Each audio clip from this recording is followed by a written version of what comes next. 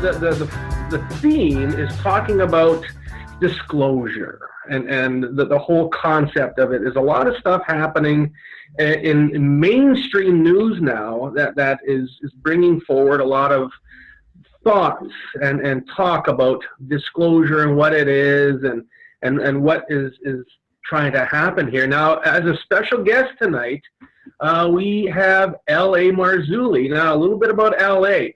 L.A. Marzulli is an author, lecturer, filmmaker. He teamed up with film producer Richard Shaw to create the Watchers series and several other projects. He won the UFO Best Film of the People's. Where'd that come from? I was reading. Thanks, Zach. Best Film and the People's Choice Awards at the UFO Congress back in 2014. Marzulli is a frank super-naturalist who has lectured on all subjects of UFOs, the Nephilim, the ancient prophetic texts, presenting his exhaustive research at conferences and churches, as well as appearances and interviews on numerous national and international radio and television programs. And tonight, here he is on A Quantum View. Arlie, welcome to A Quantum View. Hey, great to be here. Thanks for having me on. Yeah, this is, I think, number 4 for us, right? We've had many different interviews before talking about the Watchers series. Sure. If you haven't seen the Watchers series, get it, because this is a very, very fine Hollywood quality production that really gets in deep with scientific research about a lot of anomalies that are on the planet. Mark, you need to go. So let's, okay, LA, your view on disclosure. I mean, I know you think a little differently than a lot of other people. I know that you do a lot of research.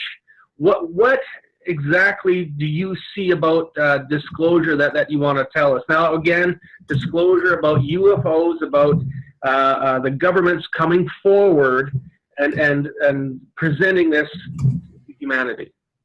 Well, first of all, disclosure happened for anyone who was awake and aware. Basically, in December, 3 events happened. The first one was the F-18 pilot, and I want to address all these. The F-18 pilot appears on Tucker Carlson's Fox News, primetime, with clips showing the UFO. And he basically states, to cut to the chase at the end of the interview, he says, yeah, whatever this thing was not from here. It was from another place, another world. The second one was Harry Reid in an interview basically stating that the U.S. government has been researching and studying UFOs for real.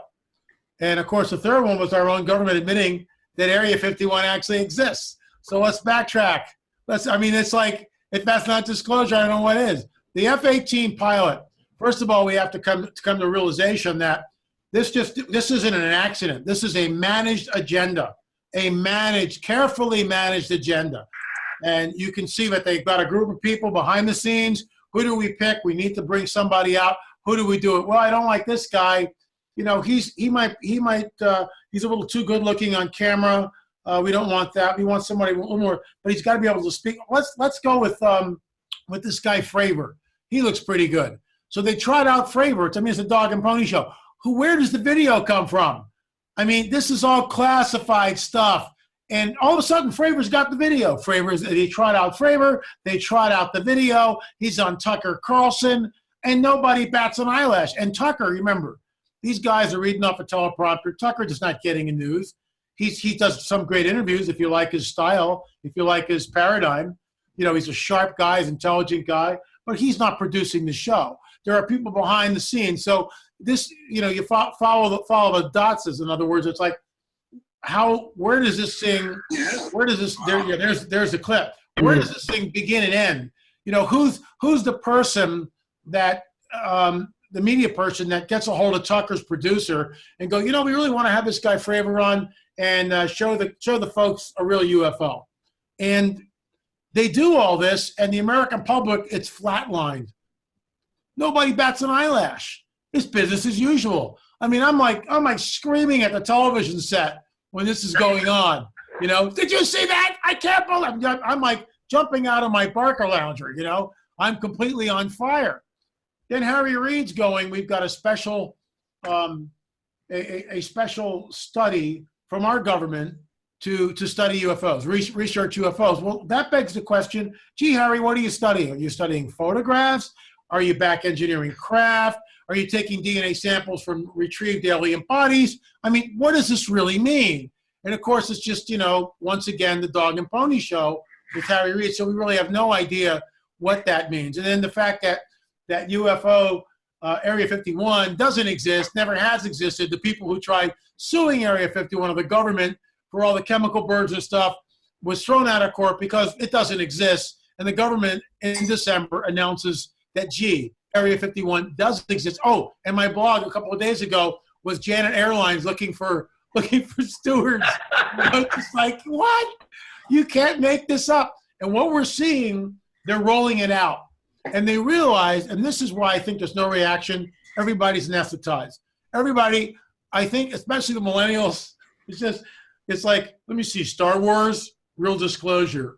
Man, it's all the same, Star Wars, the Force, disclosure, sure, it's all, I really think that it's so mixed.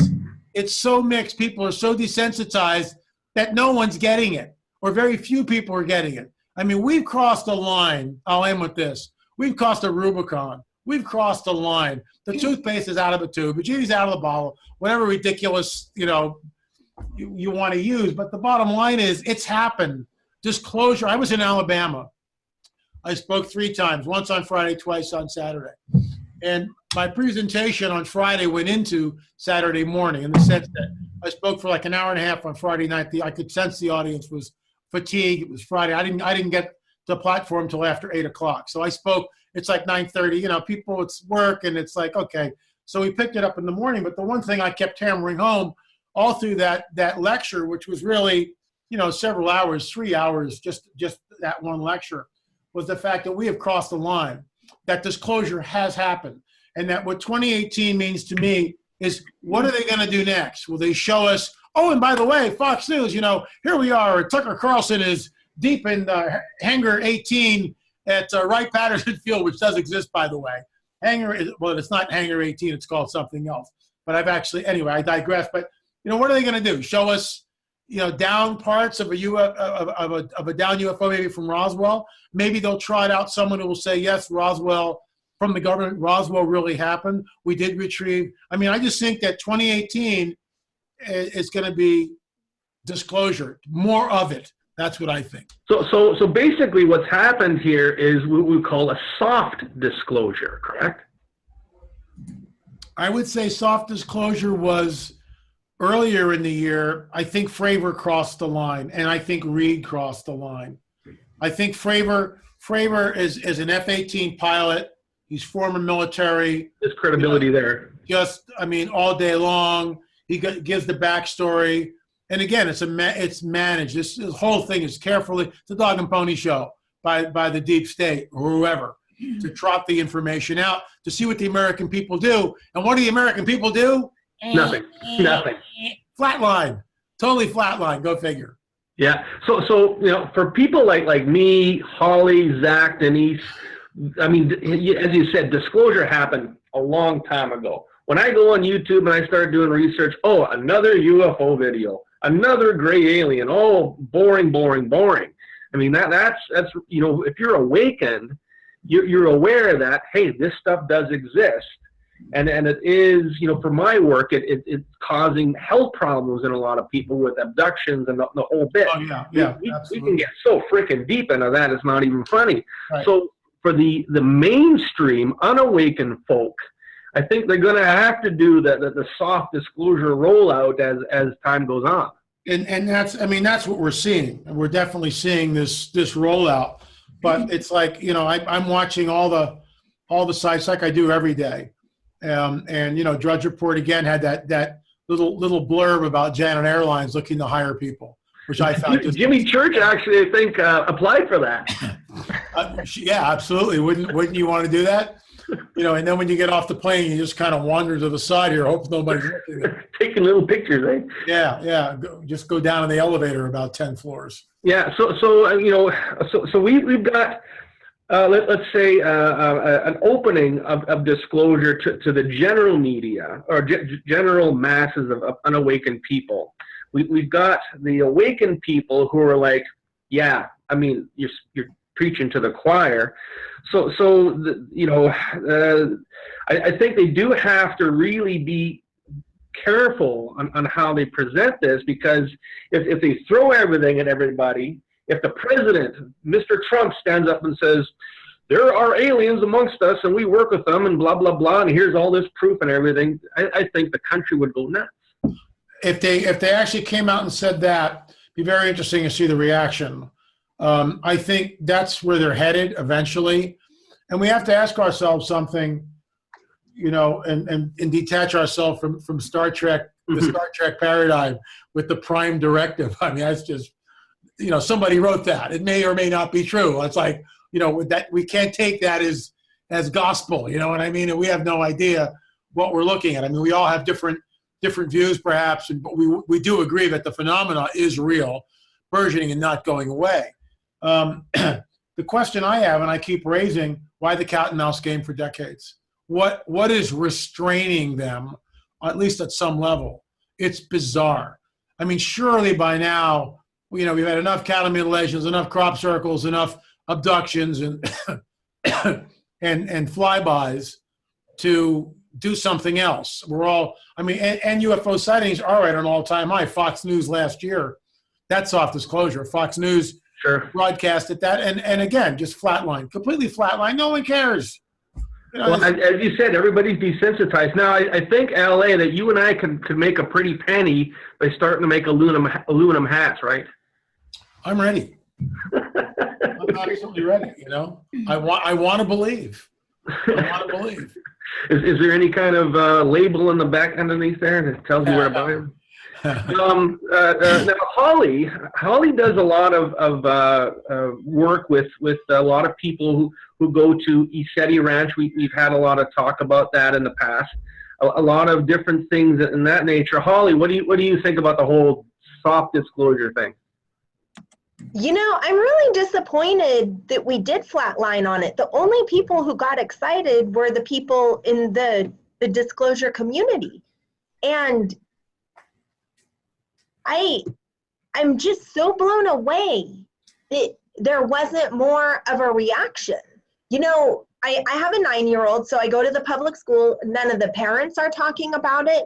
None of my friends out of this community are talking about it. It's like it just came and went. It had no effect. And I think that if we're doing something at this caliber, on mainstream media at this point, and we're not getting any sort of feedback from its normal listeners, I don't know. I think I'm disappointed. But yes, Jimmy, churches, everybody in the community is talking about what happened. Right. All the believers, except the people that need to know. And I'm just like, okay, we're too programmed, we're too over-medicated, our pineal gland is too calcified. Like, what is the distraction? Like, what is the distraction from just looking at the truth? I think, as Ali said, we are desensitized in certain ways. If you look, it takes issues like all of the mass shootings that happen, all of the the mass killings that happen. We're all pretty much, another one of those. We're all desensitized. And a lot of people do peruse YouTube, and they will just keep looking at this stuff, and it just desensitizes you. I think it's going to have to be, something really huge. Really huge. Really huge. The size of the sun, let's say, that comes around and says, here we are. Okay, take me to your leader, etc. And I even then, of course, there's still going to be people go, oh, that's Hollywood, right? Well, that's another thing. There's such an information overload that I think people are so overloaded that they just can't absorb anything new. Yes, absolutely. I have had some stories of people who were not awakened having UFO encounters, like 30 feet away, seeing one in a field. A guy I camp with. This guy is not awakened to save his life, and he tells this story all the time. You ask him about it, oh yeah, we turned around a corner, we're riding this tractor, me and 3 other guys, and right there, 30 feet away, is a disc-shaped saucer, and there's green mist coming off it. Wow. I tailed it out of there. I mean, you hear a lot of stories about that. Chris Rakowski, who's the UFOologist in Canada, his job is to take any kind of truth out of a UFO sighting, and he's got one that he talks about that you cannot deny that it was a UFO encounter. So look at Paul Hellyer. Paul Hellyer? Paul Hellyer, yeah. Yeah. I mean, everybody looks at him like, oh, you're a disturbed old man talking about this stuff, but the guy's actually the most intelligent guy you ever meet in your life, and he's bringing it forward. You look at Eisenhower's granddaughter. What's her name? Laura. Laura Eisenhower, and she is. Here it is. I'm Laura Eisenhower. My grandfather signed a piece of paper with these reptilians, with these ET, that they can do experiments on us. I've got the proof right here. Richard Greer is going crazy, jumping on a soapbox talking about it, and he's got a lot of documentation. So here is big stuff. And Holly, as you said, what happens? Flatline. I'm so blown away by it too. And I don't remember where I was. I was at a party or something, and I mentioned something, and they're like, "Oh, government conspiracy stuff," and it's like, come on, look at the vaccines. Look at how sick our children are. We're being pumped up with chemicals. The sky is gridded. Like, government conspiracy? No, this is real.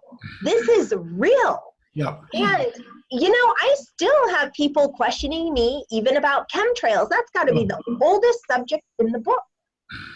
Hey, anybody see that first the first X-Files that was just on last week? Yeah. No. I mean, come on. I didn't hear anybody talking about that. I mean, they came out and said, yeah, we did a production of the moon landing. They were in a studio. And I mean, I don't even think anybody watched that episode. I mean, it was amazing. Another prime example of being desensitized. Right. Let me chime in here. In my hour and 37-minute film on UFOs called, in their own words, UFOs Are Real. And I went at what I showed I was at these different conferences, and some of them were churches, and I would go, how many of you have seen lights in the sky, UFO, had an encounter with a being, had sleep paralysis? Raise your hand. Upwards, in some cases, 50% of the audience, and no one's talking about it. And that's why I made the film. This one couple, and this is what I mean, this one couple comes on the record, Jim and Carolyn Raskin, okay? And their business was people at end of life. They would come in, they would liquidate some of their assets, they would manage their estate, and get things in order so when the person left, things weren't chaotic. They'd make sure the paperwork was done. I mean, it's really, kind of an amazing thing that they would do. And of course, they would take, a percentage of whatever to do that. And they had the pleasure of meeting this man by the name of Colonel Hill. And they knew him for about 2 years. They worked with this guy for 2 years, liquidated part of his estate. So they realized, as you get to know people, obviously in the first week, Hill's not spilling the beans about anything. But a month before he died, he did spill the beans. And they come on record in the film. And Jim looks right at the camera and goes, the story which you're about to hear is true. I mean, no weird body language, looks right at the camera lens, bam. And on their desk is a letter which I filmed and photographed, which is in the film, signed by Colonel Hill. Colonel Hill was OSS, the forerunner of the CIA. Colonel Hill was an interrogator. Colonel Hill had 4 degrees. Guy was a brilliant man. Colonel Hill was flown from Dallas-Fort Worth to Roswell, New Mexico within 48 hours after the crash. Colonel Hill gives a deathbed confession to Carolyn and Jim a month before he passes. And Carolyn said he was sitting in a chair, he's really frail, and she asked him out of the blue. Remember, she's been there like almost 2 years, and there's now a rapport.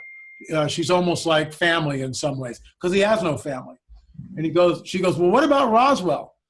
And he kind of hangs his head like this and lets out a long sigh and lifts up his head and goes, what about it? Like sort of challenging her. And she goes, well, was it real? Was it a weather balloon? And he drops his head again as if he's like, should I go to the next step here? And he picks up his head and he looks at her and he goes, it wasn't a weather balloon. And then he proceeds to tell the story, which we have on film. So he's flown into Roswell, and there's wreckage and there are alien bodies. There's one of them or maybe several of them that are alive. He tries to communicate with one of them and can't. It doesn't work. And she asks him, what was the most significant figure or the differences between them and us? Outside of a large heads, of a large eyes, they were small of stature. He said they had 6 fingers. Nephilim. 6 fingers, not 5. And they were wearing a one-piece jumpsuit. And he stated on the record that the wreckage was flown to Wright-Patterson. So, okay, why is that important? And why would you think that with that information, and I was on Coast to Coast, I mean, this is old news. We released this in 2017. You would think people would just be going, oh my gosh, I gotta watch this. Nobody cares. Nobody cares, or very few people care. I mean, I was on the edge of my seat listening to this thing, filming it, at their place in San Antonio. I was just totally blown away. I mean, this is as close, other than talking to Jesse Marcel Jr., which I interviewed years ago. That's as close as I've ever gotten. Jesse Marcel's closer because he actually handled the stuff. And I remember, talking to him. This was after all the nonsense had gone by, and he just told me point blank, sort of off the record, that his family paid a great price for doing what they did, where they disparaged his father. To think that his father would mistake a weather balloon for a UFO is absolutely degrading the man beyond anything. I mean, this was a highly intelligent guy, Jesse Marcel Sr., that retrieved maybe not hundreds, but scores of weather balloons. This wasn't a weather balloon. And Dr. Jesse Marcel Jr., when I interviewed him, it was just an unbelievable interview. So here's another link to the Roswell deal. Another link, and it's like, I don't know. Maybe everybody's just exhausted with the subject and going, let them land already. Who cares? I think people are going to say something and care when they find out that we're giving them welfare and they're taking their jobs. I think that's when people are going to say something. Zach, you've been pretty quiet. Come on, you got something to say. Well, something. Back to you, Chris. Well, those UFO guys must have got to you now, didn't they? Took your mind, didn't they? I was just kidding. I do have, just for fun, I do have, as a child, I had recurring memories or dreams that I won't go into details, but I think what I've learned now, it could have been some kind of abduction scenario, like being tested on stuff. Anyway, that's the amount of people that I work with, and I'm doing my healing work, that the answer comes up that there's abduction involved is eyebrow raising, to say the least. There's so many people that are being affected by abductions, and this happens. Some people it is their actual physical body taken out and being worked on. But for a lot of people, it's their etheric bodies, their quantum self, and so forth. And what we end up doing is offering restitution to these people because the governments have allowed, they've given permission for these ET to come in and do abductions. So Source, God, is offering restitution in whatever way, shape, and form is going to come. So it is, again, it goes a lot deeper than just seeing something in the sky. It's people that are being abducted. People are being manipulated by these entities, these reptilians for the most part. It's shaping of the landscape of our governments. It's causing so many different types of issues to happen that we just slough off as, oh, somebody had a bad day. When in fact it's these reptilians, these ET that are manipulating us.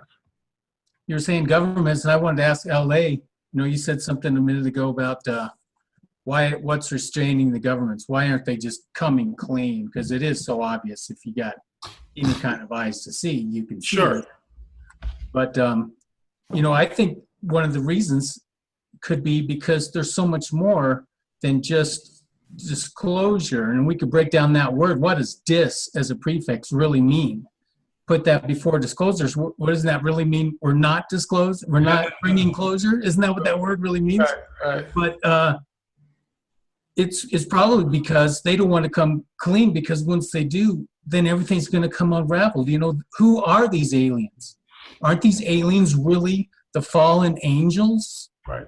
That are controlling the whole Matrix program and harvesting and entrapping soul? I mean, isn't that what the disclosure should really mean, and getting down to what is really happening? That's the take I would say. There's an interesting prophecy found in prophetic literature that talks about trading in the souls of men. How's that done? I mean, it's just there, trading in the souls of men. I've talked to people that have been abducted or close to it or had contact, and they talk about feeling like their soul's being ripped from them, and then they cry out and it stops. But I've always maintained that the phenomena is interdimensional, and that these entities. See, the problem is that the religious stuff has gotten in the way. What I mean by that is, like, people equate. If I say things like, and I'll demonstrate this so you know where I'm coming from. If I say nefarious extraterrestrial entity, you'll listen to me. If I say fallen angel, a lot of people will just go click. What if they're one and the same? What if instead of calling a fallen angel, what if I just call it a nefarious interdimensional entity? All of you will just go, sure, yeah, I'm right there with you, LA. Now what happens next? So I try to couch everything in those terms, to take the terms that we're used to, flush those down, the pipes, and come up with a new one, like nefarious interdimensional entity. When I spoke at UPARS, I asked the audience, I said, how many people in the room think it's a good thing for a 5-year-old to be abducted and implanted? Anyone? Not one hand went up.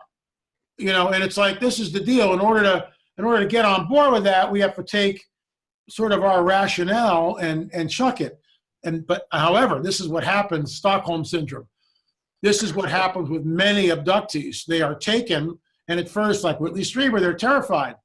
I've spoken to some of these people, and they're deep down the rabbit hole, and then they do a switch, and they take their reason and go, maybe they're higher than us, I'm going to go along with it.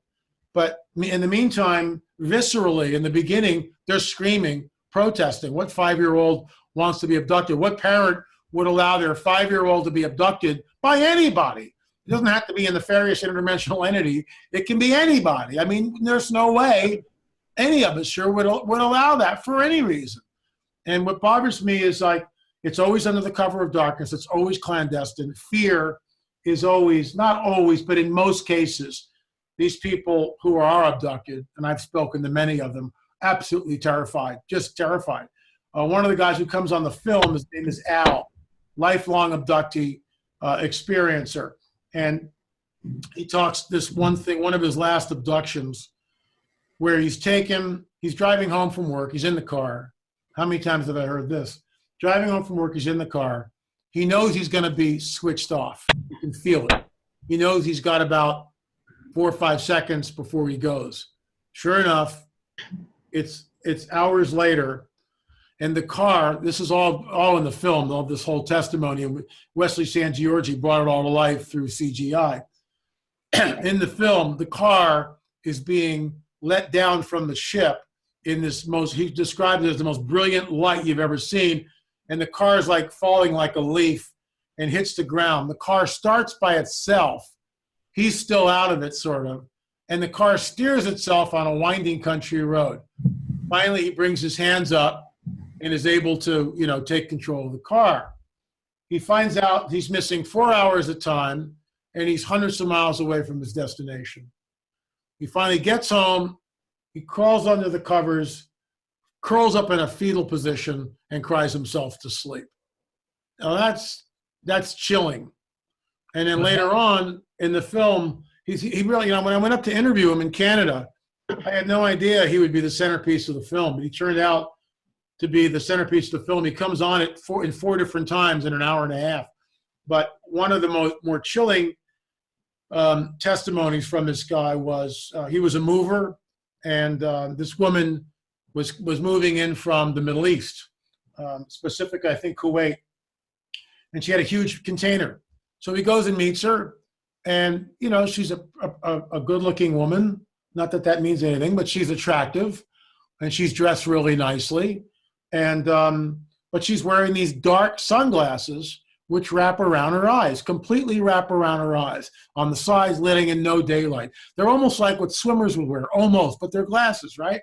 He figures she's got an eye problem. He dismisses it. So the two of them are together. They were alone on a freight elevator going up to look at her stuff. And she leans forward. Now, he's never met this woman before. He has no idea who she is, still wearing the dark sunglasses in the elevator. And she goes, "They're listening, Al." And Al goes, "Who's listening?" And she goes, "You know, the Greys. We were supposed to meet on the ship." Al is totally creeped out by this, totally creeped out. So the day wears on, and in the interview, it's hysterical. He goes, "So for whatever reason, I gave her my phone number," and I lean forward and I go, "Mistake number one," because it was. But he gives her his phone number, and she calls him several weeks later, and she says, "Why don't you come up for a glass of wine? Me and my friend are here." So he takes her up on it. Mistake number two, and he goes up. He buzzes up to this beautiful flat. It's a summer day. These two ladies are drinking wine, big goblets of wine. He sits down and relaxes. She's wearing the dark, you know, the sunglasses, the wraparound sunglass thing. The friend isn't, and they're all just chatting. And you know, the ladies are drinking wine. And he looks over, and there's this huge fly, like a deer fly, on the side, the rim of the glass. And he goes, "Let me get that for you." And she goes, "No, I'll get it." And she reaches forward with her finger, right? She doesn't crush the fly. The fly sticks to her finger, and she brings it up to her mouth about 6 inches away, and she sucks it in.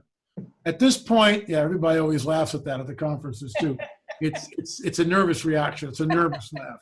And he goes, "If you're hungry, I'll fix you a sandwich." And then the audience really cracks up at that. But that's what he said. And she goes, "No, I'm okay." So it's like right there, there's something really weird going on here. I mean, like really weird. She takes off her glasses and she puts them down on the counter.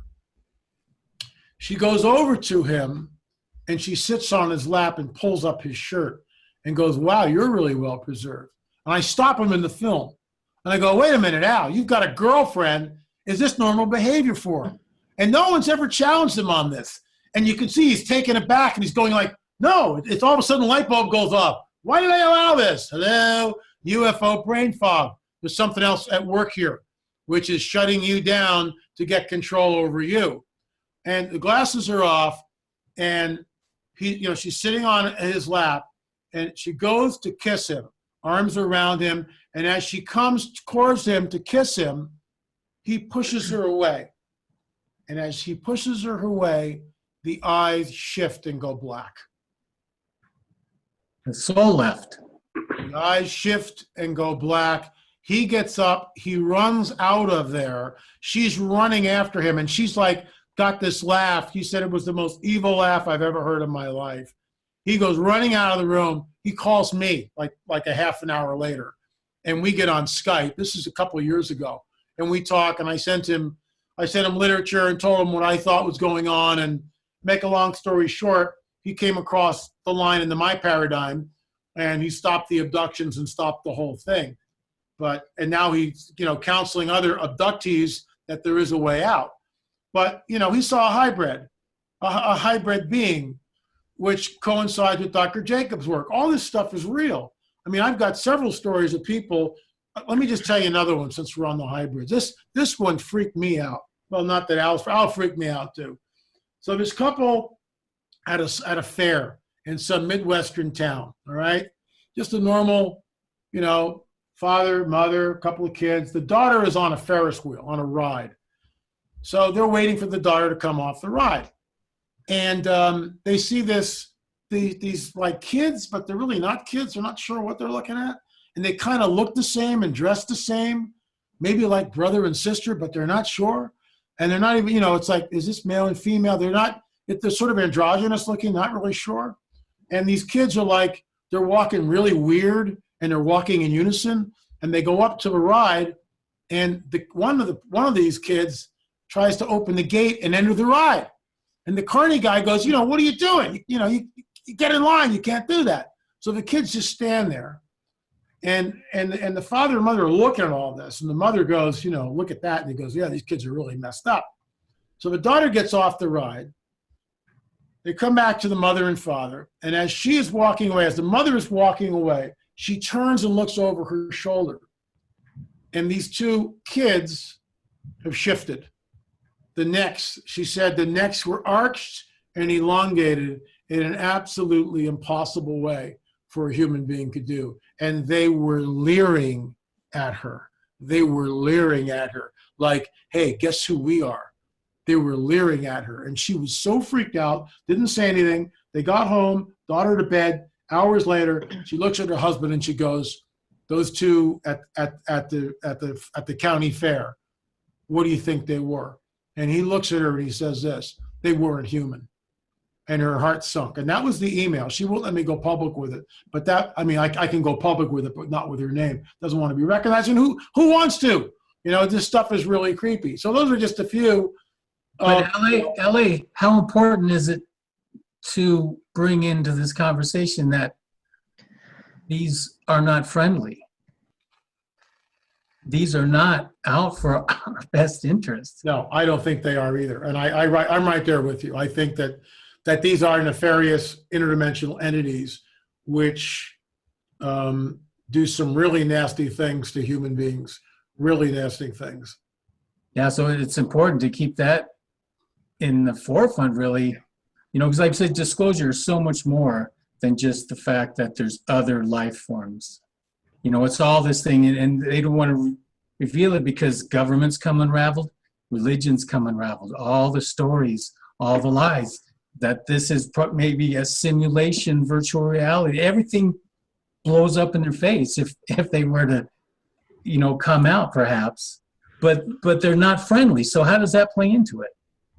Well, I look at, again, I go back, my paradigm is, and I've researched this for years, and it's very complex, and the scope of it is certainly more than an hour conversation, but I've written 12 books, produced 13, 14 films on this stuff, either indirectly or directly about it.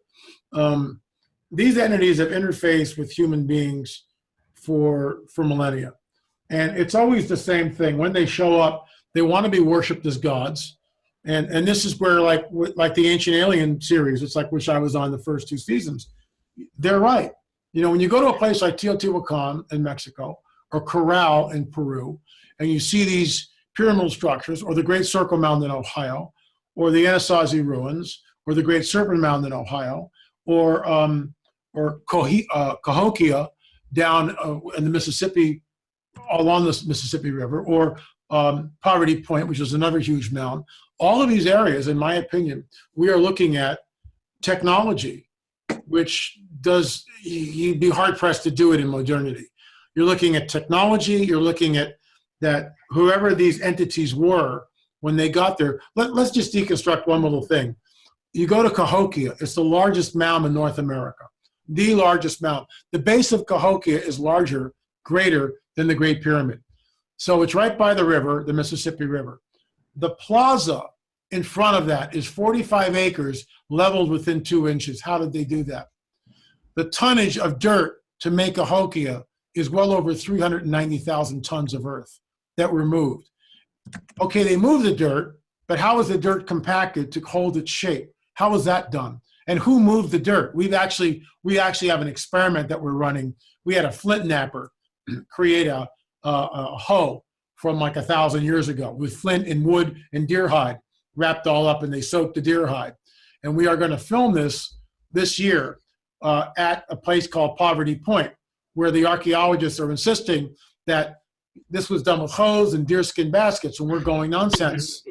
There's no way in a million years it happened like this. No, there's definitely been other civilizations here, but before we even discovered all this stuff. But the point I'm trying to make, without going on too many rabbit trails, Teotihuacan in Mexico, Cahokia, Poverty Point, same thing, huge earthen pyramid, the Great Circle Mountain in Ohio, go to Cusco, Peru. All these sites, Corral in Peru, all these sites were inhabited at one time. And I believe the technology comes from another place. A nefarious entity will come, manifest, give knowledge and technology to the people and be worshipped as a god, which is what they're after. This continues for a period of time, and then some outside agency comes in and wipes it out.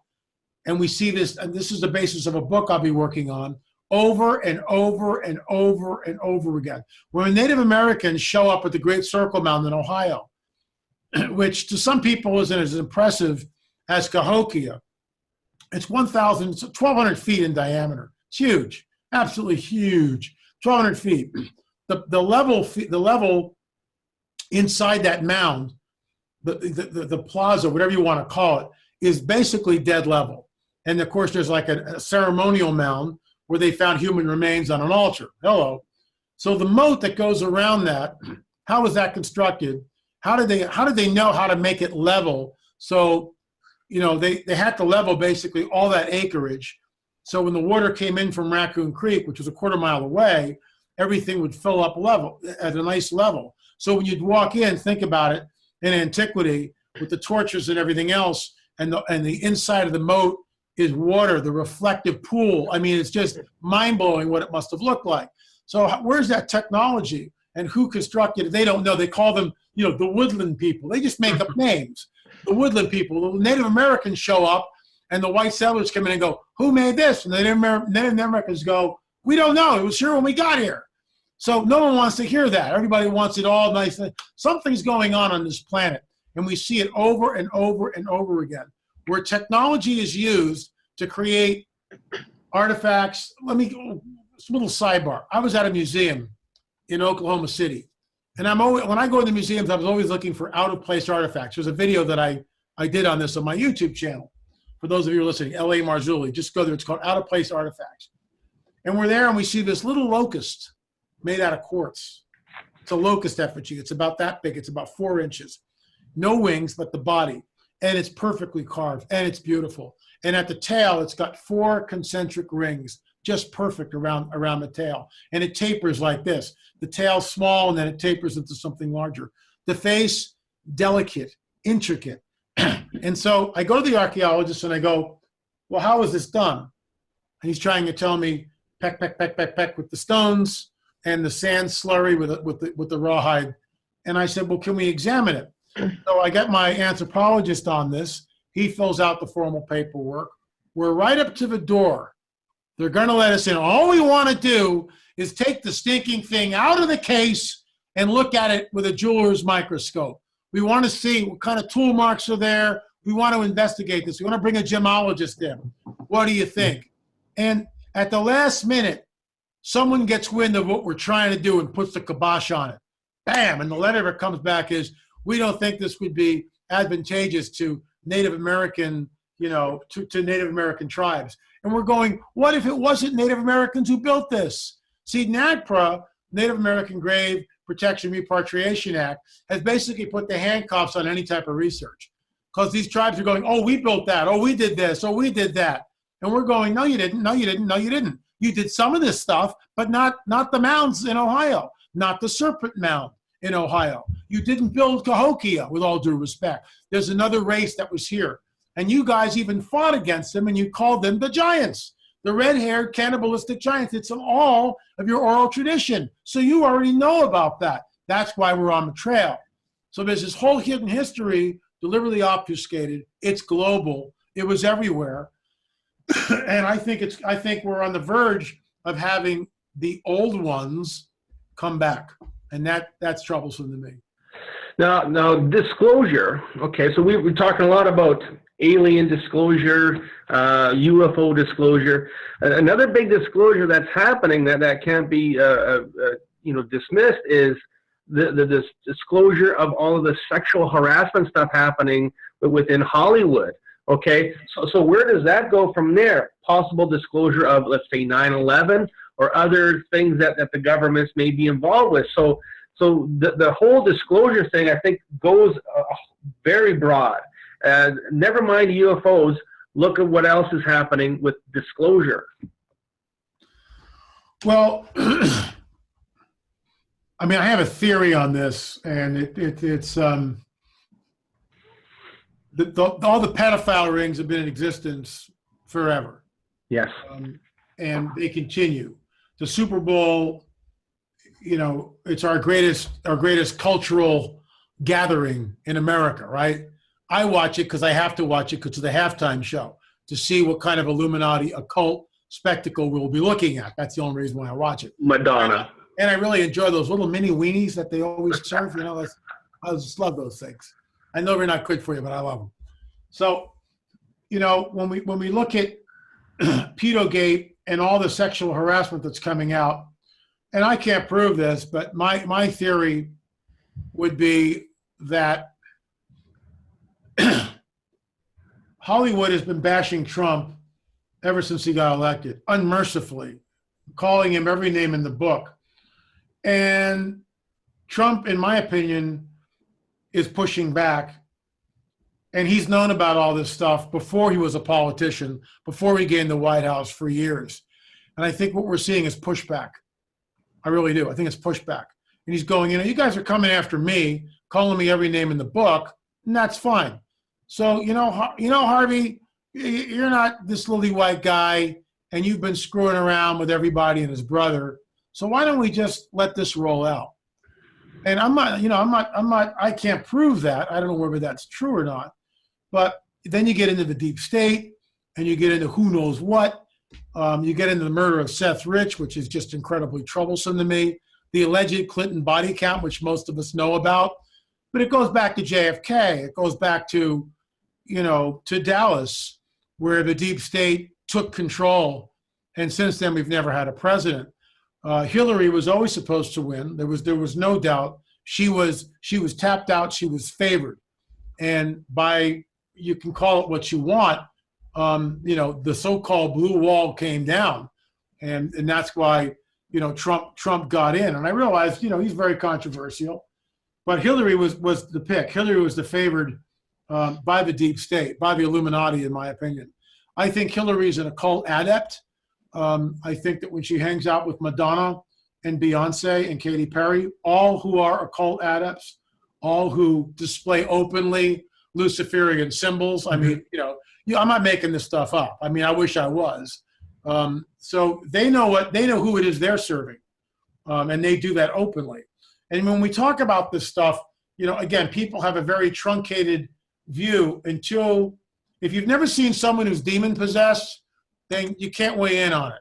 But if you've ever been around someone who's demon possessed and you get near them and you realize you're having trouble remembering your own name at this point, then you've crossed into Never Never Land. And I've experienced that. I mean, I've experienced multiples, SRA victims manifesting, multiple personalities, demon-possessed people. It's not something I go looking for, but when it's there in front of me, I will deal with it. And I've had to deal with it from time to time. And it's very, if it catches you unawares, it's very unpleasant. It's not something that I go chasing. Let's put it that way. Holly, anything you want to add? Well, it's interesting. I've dealt with some people who were victims of SRA, and they do bring on these multiple personalities, but it's like they've been so traumatized that it's like such a big part of themselves is lost. But it is what everyone's talking about on the show. It's bringing me up to technology and how our technology is maybe steering us away from our source, our heart, our connection with spirit and God. I was just reading yesterday about the Kek virus, K-E-K, and how that virus, it's a game and it can actually get into your mind and program your subconscious. So it's a fairly new program, but you have to think this has been going on for decades. The mind control, we're all addicted to the Black Mirror right now. And is our electronics giving us some sort of, I feel like our electronics are kind of a reptilian device. It's a really great way to get surges of dopamine scrolling through social media. And I believe that it is actually numbing us down to the real disclosure. Because even the stuff that's going on politically, I'm still not hearing enough, or like with the Pedagate, I'm still not hearing enough concern from everyday people. People are just blowing all of this off, and I'm wondering what is the distraction? That's the mind control right there. That's the mind. I agree. I've been doing a lot of not a lot of research, as much research as I can on how the rise in school-age children, because I have a 9-year-old, a rise in anxiety and suicide and depression through the social media, and is what it's doing is it's erasing old neural pathways, and it's creating new neural pathways. And I really think that this is a reptilian agenda to reprogram us right through our electronic device. Oh, there's no doubt whatsoever that the electronic devices are involved. How does somebody all of a sudden pick up a gun and go shoot 50 people? Okay, phone rings, somebody says the word blue, and this person gets activated, and they go off and do things. I do the same research too, and find that there are ways that these electronic devices can actually take your soul. Why are so many kids addicted to these video games and they can't get away, and they freak right out if you try and get them away from it? It's because their soul is in there. What I call the source self is in there, and they want to be connected to it. So that's what they're doing. So the look at how technology has gone from this to this in a blink of an eye. All of a sudden, we got phones that got more computing power than the Apollo 11. We can do anything with these things all over the world. I can work with people all over the world just through my computer. I mean, how beautiful is that? Technology is fantastic, but yes, there is ways to manipulate people's minds through that technology. Well, I think that's becoming a very severe problem. And then, so I moved to Portland, Oregon a while ago, and I started learning about the Tiffany Jinks murder, and she was under monarch mind control. And then every once in a while in Portland, you'll just have some totally random off the wall. Like there was just this guy on trial because he went into Denny's and he poured gasoline on someone and lit them on fire. Where did that come from? It was just a random person doing this to another random person. And so I started to investigate this Tiffany Jinks murder. And apparently she was under monarch mind control and these code words. But I think the same thing is happening to us right through our electronic devices. I think the same mind control is happening right through our electronic devices, and it's creating loosh. And I really don't see us getting out of it. Every time, I just learned about electronic tattoos that have been around since 2016, I think, but there's electronic tattoos that actually have sensors in them. That's the newest thing that I just found out about. And one of the people from Facebook has it. It's this electronic tattoo, and it can program things around you. Then you have the Internet of Things. Like, we are just walking in to mind control, giving up our free will, and we're okay with it. Hey, LA, that's a great segue, I think, there, Holly. I hope that wasn't too random. No, but LA, what should we expect? I mean, like we said, those with eyes to see can see. Disclosure is coming out. We're finding out more and more and more about this realm, about who's the controllers and what's going on and this and that. And but as this keeps evolving, what can we expect to maybe protect ourselves, or what can we do? How do you see this keep going, unfolding? Well, again, I would go back to ancient prophetic texts, which were written about 2,000 years ago. And what's alarming about that, it seems like there's someone outside space-time as we know it, and that can call out the end before the beginning and the beginning before the end. And it's there in plain English. People can read it, but it takes time to actually go in and decipher the book of Revelation. That's the one I'm talking about. in particular. There's this one passage which probably most of you know, most of you have probably heard it.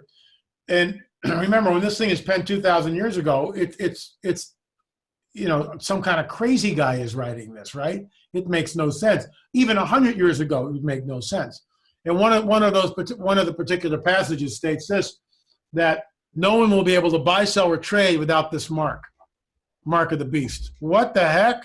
Go back 100 years ago, and you would say, well, how are they going to put that together? I mean, that's impossible. You can't have everybody on the planet that has some sort of a device where you'll be able to buy, sell, or trade with it. I mean, that'll never happen. So now, let me see. I'm down in Peru. There's a little machine there, right? I take out my stupid little card, I put it in the machine, and it spits out some paper money, which I then go buy some burritos with or whatever. I mean, how does that work? So we're all connected. We're all wired together. There's a whole satellite thing around us, which right now is somewhat benevolent, underlined somewhat benevolent. But we know that, NSA is spying on Americans. Surprise, surprise. I mean, I just can't even believe that. Why? Just call my congressman in the morning. No one cares. So, we're in this window where I think prophetic literature is speaking more loudly now than ever before, because that's not some fuzzy quatrain from Nostradamus. That's really penned with great specificity. You can't buy, sell, or trade without this mark. And we're not quite there yet, but I think it's on the horizon, and I'm really alarmed by that one. Hey, Holly, here's one for you. Mind control firmament true. On me? You want to protect yourself from mind control? Yes. Create a firmament of mind control to block mind control from you. Oh, right there. I like that. Well, I have a question for LA. So I think it's Revelations 12:13. Right after that, it says the mark of the beast. It says the mark of the man. And I was trying to do some internet research and see, well, who's the man? Who's the man that they're referring to? Do you know? Let me pull it up here. Hold on. We got about 3 minutes left, guys. I would pull it up, but my phone's about to die. No. Hold on. I'll get there in a second. So it's Revelation 12, right? 12:13, I think. And it was so great. On New Year's, my son saw a commercial. Oh, this is the dragon, and then this is a whole different chapter. This is the woman and the dragon. I know what you're talking about. The woman saw the man that was cast, and the woman saw it, and when the dragon saw that he was cast on the earth, he persecuted the woman. This is a really very interesting passage of scripture. This has to do with the Revelation 12 sign, which supposedly happened this September, but it wasn't. It happens all the time, where the virgin, the woman is Israel. The 12 stars are the 12 tribes. The moon at her feet and all that, those are astrological signs that we can see. The dragon is there to devour the man-child. But then it says the man-child was caught up, and which happened 2,000 years ago. The man-child did come through. The man-child was caught up.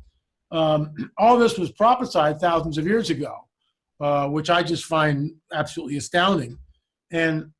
But that mark of the beast, whoever grabs control, and you got to think of this, the only way, in my opinion, that's going to happen is if there's full disclosure. There's full disclosure, the governments of the world amalgamate into some kind of global government with also a global religion. Because when these guys show up, they will say, and I've been saying this for years, E.T. will say that we created all life on this planet. We genetically manipulated early man. We started the world's first civilizations, the world's religions, and now, at this critical juncture in human history, we're here to usher mankind into a golden age. And that's why people will take it willingly. And then they'll say, we've got this little implant, a little chip about this big. We'll implant you. It's a DNA upgrade, and you'll live for 300 years disease-free. How do I know that? The work that we did in our Watchers film, specifically Watchers 7 and 8, when we took the implant out of Bill. And that thing was 40 years old. It was Dr. Roger Lear's last implant removal. I was there through the whole process, and it blew me away. Because when we went to take the thing out, it was like cloaked. We couldn't find it. And yet we had found it 2 weeks earlier, the same ultrasound machine. We found it like in a minute. Dr. Matriciana took the x-ray, put it on Bill's knee, and oh, there it is. We'll see you in 2 weeks. Now it's 2 weeks later. There's like 3 camera crews. Bill's there. Dr. Lear's there. It's an hour and 20 minutes going over this little 3 by 8 inch strip of flesh. Matriciana can't find it. He looks at Lear after an hour and 20 minutes and goes, well, maybe we should go get another x-ray. And Dr. Lear goes, no, we know it's there. We've got it on CAT scan. We've got it on ultrasound.